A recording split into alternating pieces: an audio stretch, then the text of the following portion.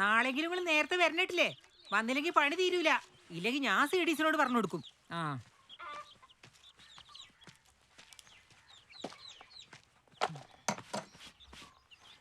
ഓന്റെ രണ്ടാം ഘട്ടം ആയതുകൊണ്ട് എനിക്ക് ഇഷ്ടമല്ലാന്ന് ജോനോട് പറഞ്ഞത്. അന്റെ ബാപ്പാന്റെ രണ്ടാം ഘട്ടം ഞാൻ ജീവിക്കണില്ലേ? നീ കൊടുക്കണ നേരത്ത് ഓരോന്നും പറഞ്ഞ് ഓളെ ഇടങ്ങാറാക്കണ്ട. കൊറേ കഴിയുമ്പോ എല്ലാം ശരിയാവും. നീ എപ്പ ശരിയാവാനാ? നിങ്ങളവിടെ മുണ്ടാണ്ടിരുന്നോളി. ഇപ്പൊ തന്നെ വയസ്സ് ഏറിയിക്കണ്. താഴെയുള്ളവൾക്ക് കുട്ടി 2 ആയി. ഇനിയും വൈകിയ തന്താരേ കിട്ടൂ. കുഞ്ഞായും ഇന്നും കൂടെ ചോദിച്ച്.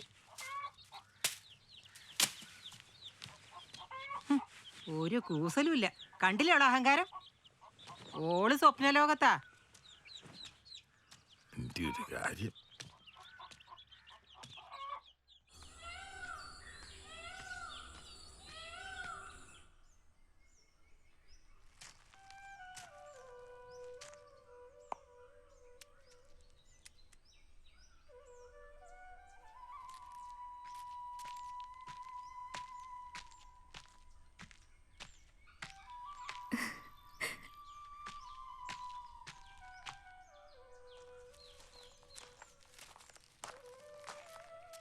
പൂരത്തിന് നല്ല തിരക്കുണ്ടായിരുന്നോ? പിന്നെ ഭയങ്കര തിരക്കല്ലായിരുന്നോ?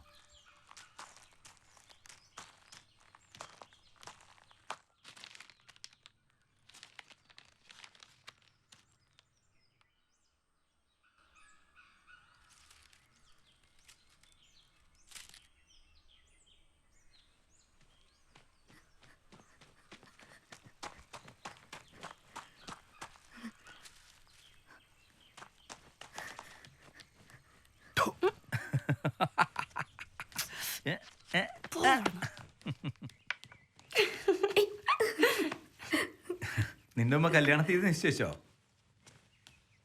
ജുമൈലാന്റെ ഉമ്മ ഒരു 2ാം കെട്ടുകാരനെ കൊണ്ട് ഇവിടെ കല്യാണം ഉറപ്പിച്ചു. അതിന്റെ സന്തോഷം അവർക്ക്. എന്നെ കെട്ടൂല. ഓ പിന്നെ എല്ലാ പെണ്ണുങ്ങളും ഇത് തന്നെയാ പറയുന്നത്. അടുത്ത ലീവിന് ഞാൻ വരുമ്പോ കാണാം ഒക്കത്തെ 2 കുട്ടിയോള്.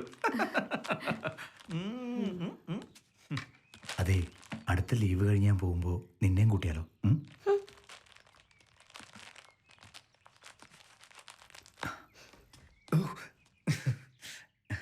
ഇത് എന്റെ ഉമ്മുക്കുൽസു.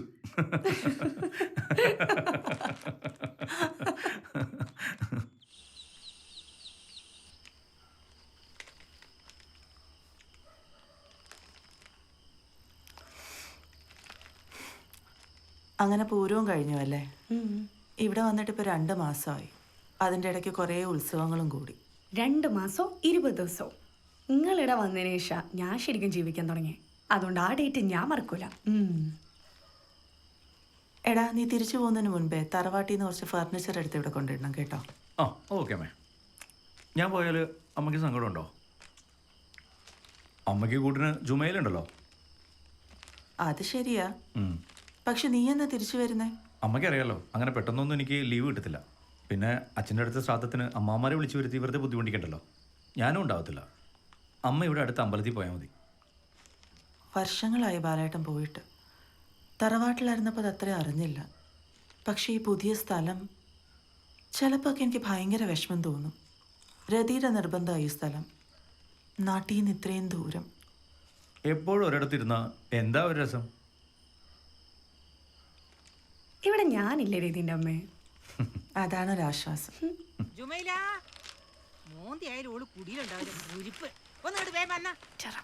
പൊരി കൊണ്ടുപോകുന്നില്ലേ?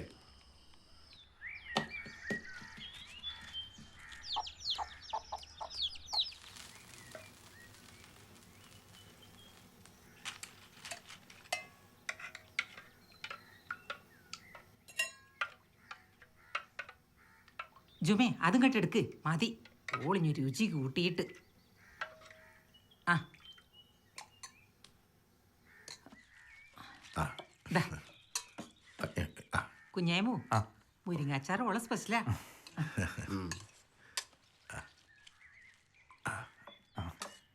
മൊയിലിയാർക്ക്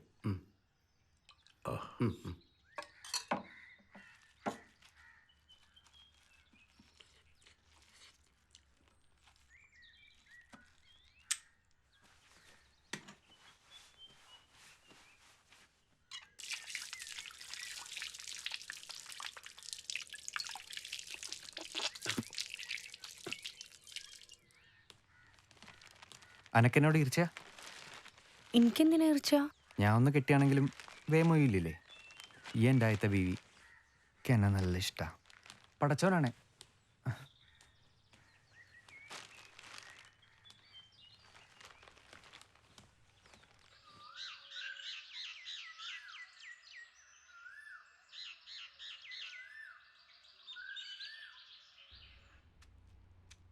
അമ്മേ അമ്മയൊന്നും ഇങ്ങോട്ട് വേഗം വാ.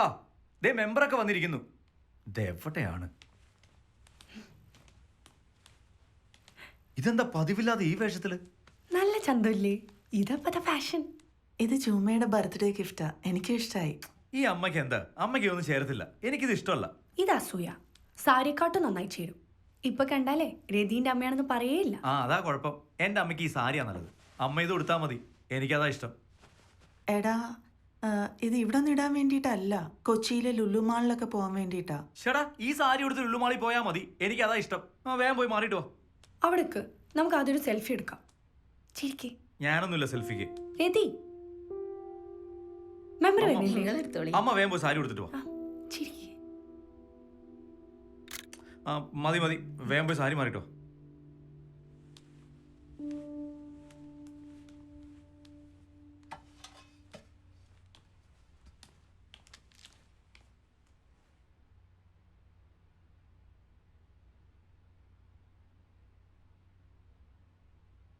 എന്നാ തുടങ്ങാം. Happy birthday to you, happy birthday to you, happy birthday dear അമ്മ, ഹാപ്പി ബർത്ത്ഡേ ടു യു. ഇനി എല്ലാവരും എടുത്തു.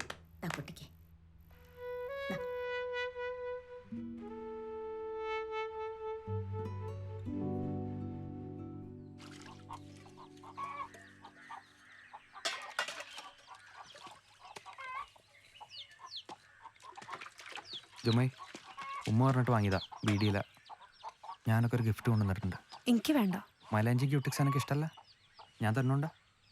അതൊന്നുമല്ല, എനിക്കത് ഇഷ്ടമല്ല. എൻ്റെ ഒരു കാര്യം, ഈ ബീഡി തീർത്തെടുത്ത് പെണ്ണല്ലാണ്ടായോ?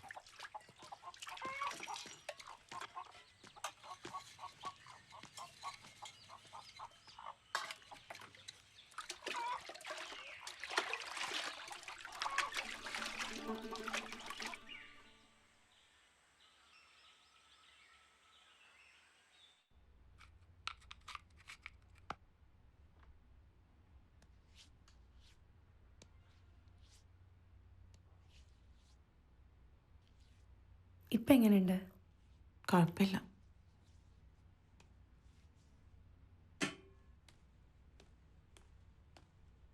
ജുമേ പറ്റുമെങ്കിൽ കഞ്ഞി ഒന്ന് വാർത്ത് തരുമോ?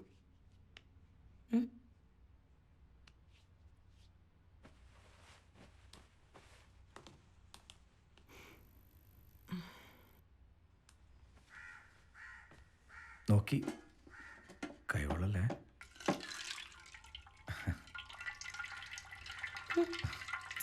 നീ എന്താ ചുമ ഇങ്ങനെ?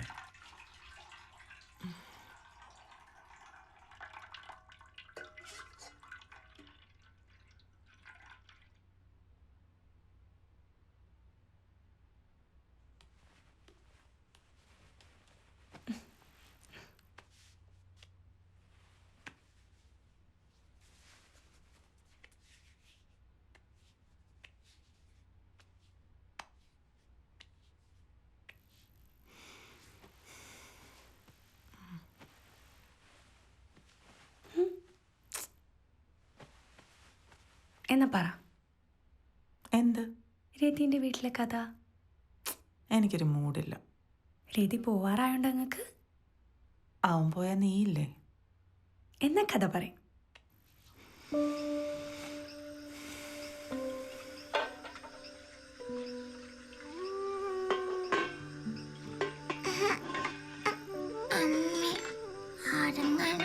എടി നീ ഇനി മോനെ ഉറക്കിട്ട് ബാക്കി ചെയ്താൽ മതി. മുമ്പാ ജയ ദോശമാവ് എടുത്ത് ഫ്രിഡ്ജിലേക്ക് വെച്ചേക്ക്. വല്യമാവന് നാളെ പുട്ടും കടലയും മതിയെന്ന്. മോനെന്താ ഇവിടെ ഇരുന്നേ? മോളെ ആ കോലാമ്പ് കഴി കട്ടിൻ്റെ അടിയിലേക്കൊന്ന് വെച്ചേക്കണേ. വെച്ചിട്ടുണ്ട് അമ്മമ്മേ.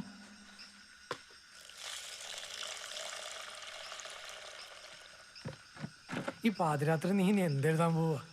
കവിതയാണോ? നോക്കട്ടെ. അയ്യോ ബാലേട്ട, ശോ, ഞാൻ മുഴുവൻ എഴുതി കഴിഞ്ഞില്ലായിരുന്നു. നിഴൽ മൗനങ്ങളിൽ നിറങ്ങൾ അറിഞ്ഞിട്ടറിയാതെ നടിച്ച്. എൻ്റെ അമ്മോ, എന്താടി ഇത്? നിനക്ക് വട്ടായോ?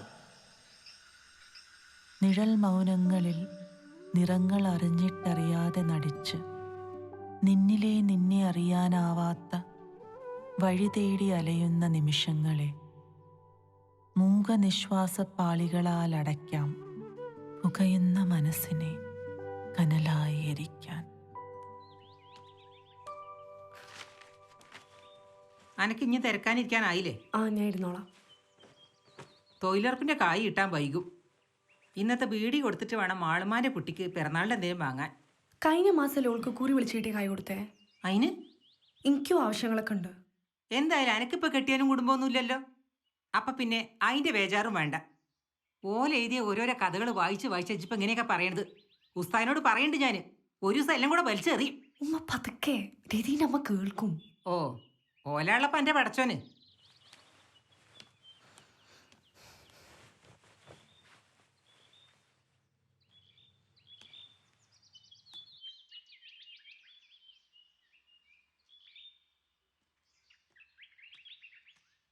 ആ എഴുതല്ലേ? ആ പെണ്ണ് തടിയാണെങ്കിൽ ഒന്നും ചെയ്യൂലാന്നേ, അതുകൊണ്ട് തൊള്ളട്ടതാ. നേരം വൈകി പോട്ടെ. എന്നാ പിന്നെ ഇന്ന് ജോലിക്ക് പോവാതിരുന്നൂടെ? പോണം, പോകാഞ്ഞാ പറ്റുമോ?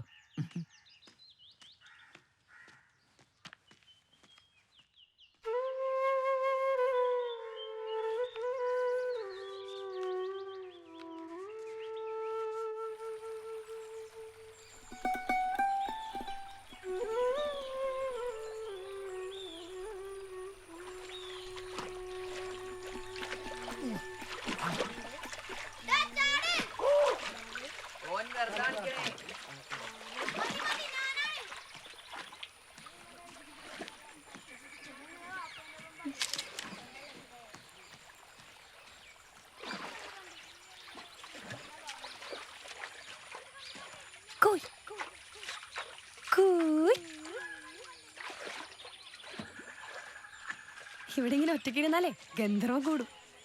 ജുമയിരിക്കാണ്ടിരുന്നാ മതി. എൻ്റെ അടുത്ത് ഒരു ഗന്ധർവനും കൂടില്ല. ഇതെന്താ കഥയാ? കവിതയാ. നോക്കട്ടെ. വേണ്ട, എഴുതിയിട്ട് കാണിക്കാം. നോക്കട്ടെ. പിന്നെ തരാന്നേ. നീ പാടൂ? ഞാൻ കവിത ഒക്കെ ചൊല്ലിയിരുന്നു. 10ാം ക്ലാസ്സോടെ നിർത്തി. ആർക്കും വേണ്ടി ഒന്നും നിർത്താൻ പാടില്ല. ഇതൊക്കെ നിന്റെ അവകാശങ്ങളാണ്, നിന്റെ സന്തോഷം. നിങ്ങൾക്ക് എന്താ ഒരു സങ്കടം? ഇവിടെ വന്നിരിക്കുമ്പോൾ ചില സ്ഥലങ്ങൾ കാണുമ്പോൾ ഞാൻ ഇത്രയും കാലം ജീവിച്ച ബാലേട്ടൻ്റെ വീട് ഓർമ്മ വരും. വിഷമങ്ങളൊക്കെ ഉണ്ടായിട്ടുണ്ട്. പക്ഷെ എന്നാലും പെട്ടെന്നുള്ള ഈ മാറി താമസം, അതിൻ്റെ പെയിൻ ഇപ്പോഴും മാറിയിട്ടില്ല. ഇപ്പം ഇവിടെ സെറ്റായില്ലേ? നിങ്ങൾക്കിപ്പോൾ ഇവിടെ ഞാനൊരു എതിയൂല്ലേ?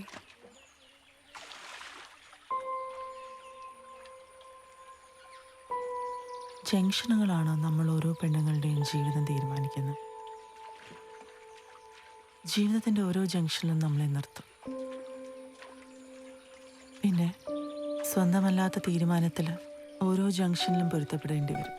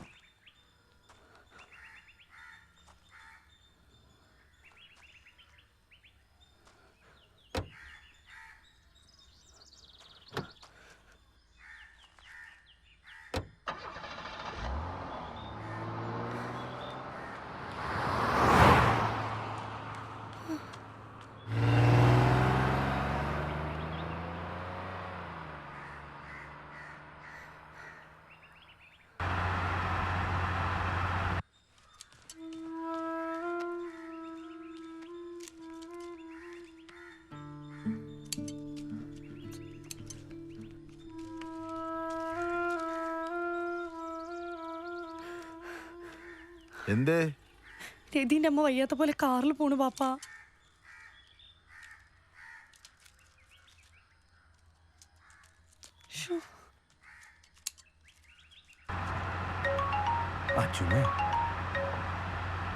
ഹലോ. രതി എന്തേ? ആ അമ്മയ്ക്ക് പെട്ടെന്നൊരു തലയുറ്റല്, പ്രഷർ കൂടിയാന്ന് തോന്നുന്നു. അഡ്മിറ്റാ? അതറിയില്ല, ഞാൻ അവിടെ എത്തിയ ഉടനെ വിളിക്കാം.